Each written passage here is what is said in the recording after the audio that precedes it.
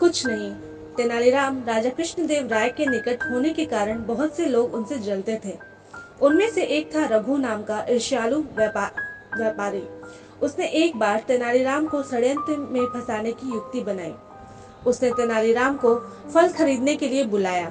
जब तेनालीराम ने उनका दाम पूछा तो रघु मुस्कुराते हुए बोला, आपके लिए तो इनका दाम कुछ नहीं है। यह बात सुनकर तेनालीराम ने कुछ फल खाए और बाकी थैले में भर आगे बढ़ने लगे। तभी रघु ने उन्हें रोका और कहा कि मेरे फल के दाम तो देते जाओ।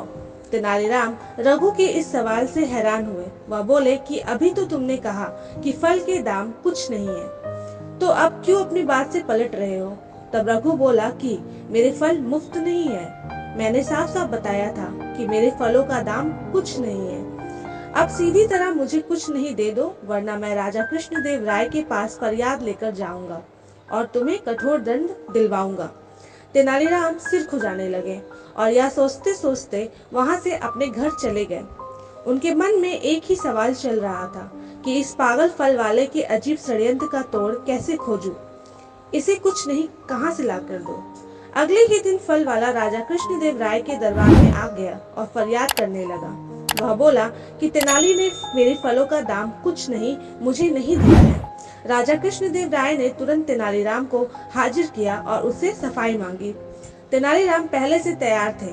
उन्होंने एक रत्न जड़ित संदूक लाकर रघु फल वाले के सामने रख दिया और कहा, ये लो तुम्हारे फलों का दाम। उसे देखते ही रघु की आंखें चौंधिया गई। उसने अनुमान लगाया कि इस संदूक में बहुमूल्य हीरे जवाहरात होंगे। वह रातों रात अमीर बनने के ख्वाब देखने लगा और इन्हीं ख्यालों में खोए खोए उसने संदूक खोला। संदूक खोलते ही मानो उसका ख्वाब टूट गया। वह जोर से चीखा, ये क्या, इसमें तो कुछ नहीं है। तब तेनालीराम बोले, बिल्कुल सही, अब तुम इससे अपना कुछ नहीं निकाल लो और यहाँ से चलते बनो। वहाँ मौजूद महाराज और सभी दरबारी ठहाका लगाकर हंसने लगे और रघु को अपना सा मुंह लेकर वापस जाना पड़ा। एक बार फिर तेनालीराम ने अपनी बुद्धि चातुर्य से महाराज का मन जीत लिया था।